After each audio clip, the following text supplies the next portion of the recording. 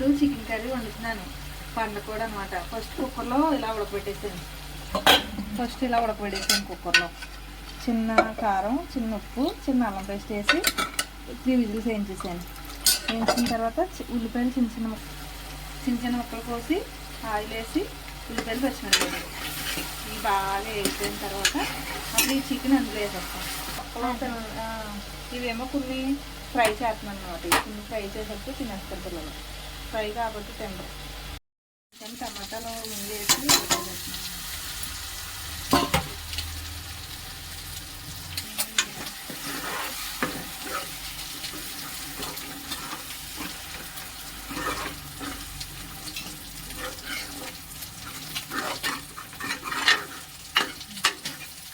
అల్లం, వెల్లుల్లిపాయ, అన్ని మసాలాలు కలిపి ఆడిన పేస్ట్ ఇందాక కొద్దిగా వేసాను, ఇది ఒక వేసాను. ఓకేనా? ఇది మొత్తం కలిపేయాలి.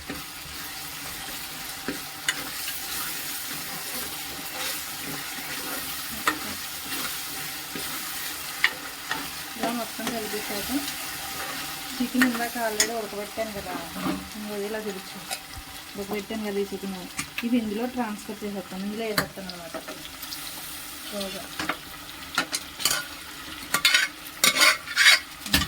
అంతే. తర్వాత కొద్దిగా ఉడకగానే కారం వేస్తాను. ఉప్పు ఆల్రెడీ వేసాను, ఇంకా కొద్దిగా ఉప్పు వేయాలంటే. అదేనా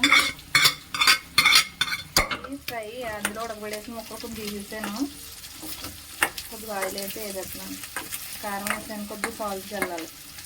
అంతే, అయిపోయినట్టే ఫ్రై సింపుల్గా.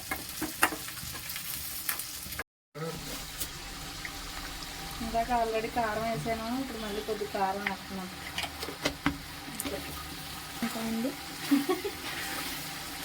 మా పిల్లలు మేము కారం వేసేస్తాం. నాన్ వెజ్లో కారం లేకపోతే బాగోదురా కానీ పెట్టుకుని కొత్తిమీర వేసారు.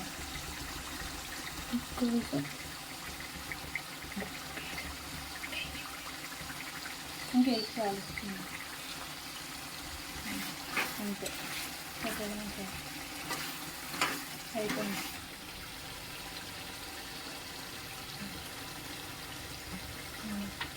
చింతకాయ చారులో కూడా కొత్తిమీర వేస్తే బాగుంటుంది. అన్నం పెట్టిన